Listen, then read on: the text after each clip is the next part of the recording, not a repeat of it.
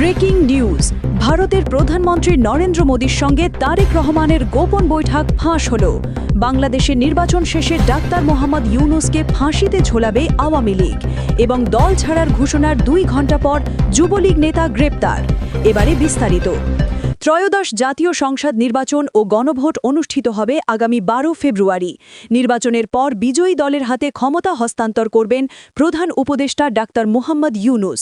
এরপর তিনি কি করবেন এ নিয়ে জনমনে নানা প্রশ্নের মধ্যেই নিজের ভবিষ্যৎ পরিকল্পনার কথা জানিয়েছেন তিনি। রোববার 11 জানুয়ারি রাষ্ট্রীয় অতিথি ভবন যমুনায় জাপানের প্রয়াত প্রধানমন্ত্রী শিনজো আবের সহধর্মিণী আকিয়ে আবের সঙ্গে বৈঠকে নির্বাচন পরবর্তী পরিকল্পনার কথা জানান ডাক্তার ইউনূস। প্রধান উপদেষ্টার উপপ্রেস সচিব আবুল কালাম আজাদ মজুমদার জানান, বৈঠকে আকিয়ে আবে ডাক্তার ইউনূসের কাছে নির্বাচন পরবর্তী সময়ের পরিকল্পনা জানতে চান। জবাবে তিনি জানান, দায়িত্ব ছাড়ার পর মূলত 3টি বিষয়ে কাজ করবেন। প্রধান উপদেষ্টা জানান, নির্বাচন পরবর্তী সময়ে তার কাজের প্রধান লক্ষ্য হবে প্রথমত ডিজিটাল হেলথ কেয়ার ডেভেলপমেন্টে কাজ করা। এর মাধ্যমে দেশের ঝুঁকিপূর্ণ জনগোষ্ঠীর নারীদের স্বাস্থ্যসেবায় প্রবেশাধিকার বাড়ানোর উদ্যোগ নেওয়া হবে। পাশাপাশি প্রবাসী বাংলাদেশিরা যেন ডিজিটাল পদ্ধতিতে তাদের পরিবারের সদস্যদের স্বাস্থ্যসেবার খোঁজ খবর রাখতে পারেন সে ব্যবস্থাও করা হবে। দ্বিতীয়ত, তরুণ উদ্যোক্তা তৈরির কার্যক্রম অব্যাহত রাখা। এক্ষেত্রে যুব সমাজকে উদ্যোক্তা হিসেবে গড়ে তোলার কাজ তিনি চালিয়ে যাবেন। তৃতীয়ত, 3-0 ধারণা নিয়ে যে কাজ তিনি দীর্ঘদিন ধরে করছেন তা অব্যাহত রাখবেন। উপপ্রেস সচিব জানান, আত্মাইর গুলিতে নিহত জাপানির সাবেক প্রধানমন্ত্রী শিনজো আবের সঙ্গে ডাক্তার মোহাম্মদ ইউনূসের অত্যন্ত ঘনিষ্ঠ সম্পর্ক ছিল। বৈঠকে প্রধান উপদেষ্টা তাদের পারস্পরিক সম্পর্ক ও স্মৃতির কথা তুলে ধরেন। বৈঠকে আরও জানানো হয়, নির্বাচনের পর আগামী মার্চের 3য় সপ্তাহে সাসাকাওয়া ফাউন্ডেশনের আমন্ত্রণে ডাক্তার মোহাম্মদ ইউনূস জাপান সফর করবেন। প্রধান উপদেষ্টা বলেন, সাসাকাওয়া ফাউন্ডেশন বিশেষভাবে ওশিয়ান রিসার্চ নিয়ে গবেষণা করে। সফরকালে তিনি একটি আন্তর্জাতিক সম্মেলনে অংশ নেবেন এবং এ খাতে বাংলাদেশের সঙ্গে সহযোগিতা কিভাবে বাড়ানো যায় সে বিষয়ে আলোচনা করবেন।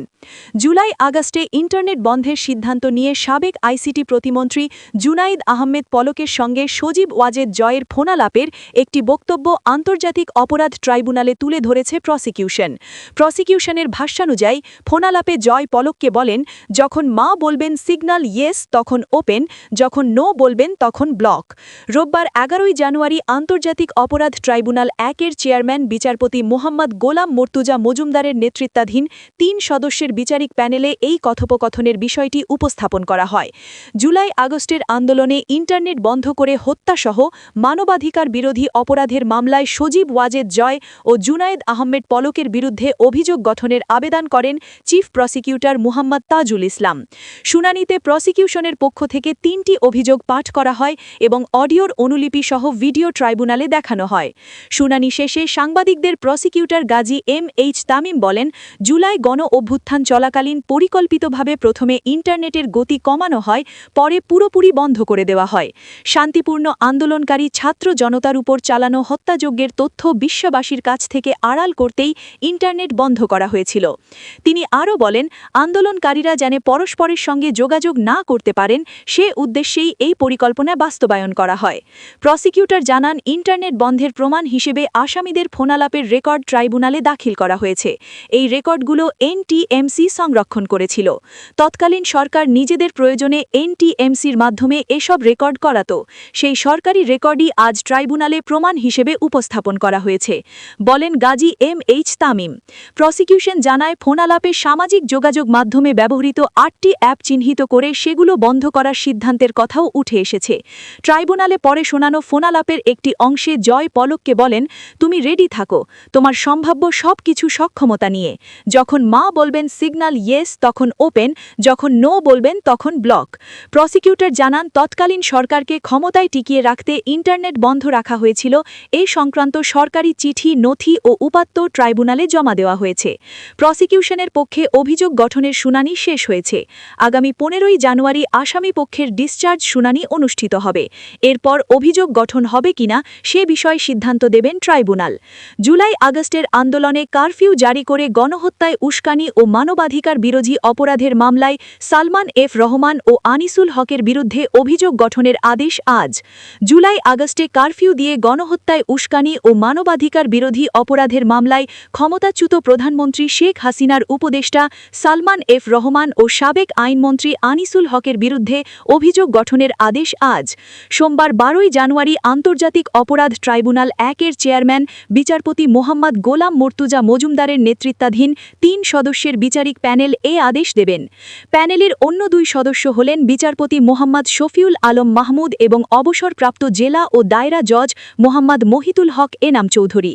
রাষ্ট্রপক্ষ আসামি পক্ষের শুনানি শেষে এ বিষয়ে আদেশের জন্য আজকের দিন নির্ধার রাখেন ট্রাইব্যুনাল। এর আগে গত 6 জানুয়ারি সালমান ও আনিসুলের অব্যাহতি চেয়ে আবেদন করেন জ্যেষ্ঠ আইনজীবী মনসুরুল হক চৌধুরী। শুনানিতে নিজের ক্লায়েন্টদের নির্দোষ বলে দাবি করেন তিনি। চার্জ গঠন না করার জন্য নানা যুক্তিও তুলে ধরে আসামিপক্ষ। এছাড়া প্রসিকিউশনের পক্ষে ট্রাইব্যুনালে শোনানো ফোনালাপটি সালমান আনিসুলের নয় বলে অস্বীকার করেন মনসুরুল। বিদেশি বিশেষজ্ঞের মাধ্যমে ভয়েস রেকর্ডটি পরীক্ষা করার আবেদনও করা হয়। 4 জানুয়ারি করা এই আবেদনটি নাকচ করে দেন আদালত। সালমান ও আনিসুলের বিরুদ্ধে 5টি অভিযোগ আনে প্রসিকিউশন। এর মধ্যে রয়েছে কারফিউ জারির মাধ্যমে মারণাস্ত্র ব্যবহারে উস্কানি, প্ররোচনা ও ষড়যন্ত্র। তাদের ধারাবাহিক এসব কর্মকাণ্ডে মিরপুর 1, 2, 10 এবং 13 নম্বর এলাকায় আইন শৃঙ্খলা রক্ষাকারী বাহিনী সহ আওয়ামী লীগের সশস্ত্র হামলায় প্রাণ হারিয়েছেন বহু ছাত্র জনতা, কিন্তু নির্যাতন বন্ধে কোনো ব্যবস্থা নেননি তারা। এছাড়া 24 জুলাই আন্দোলন দমনে নীতিগত সিদ্ধান্ত নিতেন সালমান এফ রহমান ও আনিসুল হক। এর প্রেক্ষিতে 19 জুলাই 2024 সালে ফোনে কথা বলেন তারা। তাদের কথোপকথনের এক পর্যায়ে শোনা যায় ওদের শেষ করে দেওয়া হবে, অর্থাৎ আজ রাতেই কারফিউ জারির মাধ্যমে আন্দোলনকারীদের শেষ করে দিতে হবে বলে জানান সাবেক আইনমন্ত্রী আনিসুল হক। গত 23 ডিসেম্বর শুনানির সময় তাদের কথোপকথনের সেই অডিও রেকর্ড সহ এসব অভিযোগ ট্রাইব্যুনালের সামনে আনেন চিফ প্রসিকিউটর মোহাম্মদ তাজুল ইসলাম। একই সঙ্গে আসামিদের বিরুদ্ধে আনুষ্ঠানিক অভিযোগ গঠনের মাধ্যমে বিচার শুরুর আর্জি জানানো হয়। গত 4 ডিসেম্বর অভিযোগ আমলে নেন ট্রাইব্যুনাল। একই দিন সকালে ফরমাল চার্জ দাখিল করে প্রসিকিউশন। মেজর জেনারেল অবসর জিয়াউল আহসানের বিরুদ্ধে গুম ও হত্যার ঘটনায় দায়ের করা মানবাধিকার বিরোধী অপরাধের মামলায় সাক্ষ্য দেবেন সাবেক সেনাপ্রধান জেনারেল অবসর ইকবাল করিম ভুইয়া।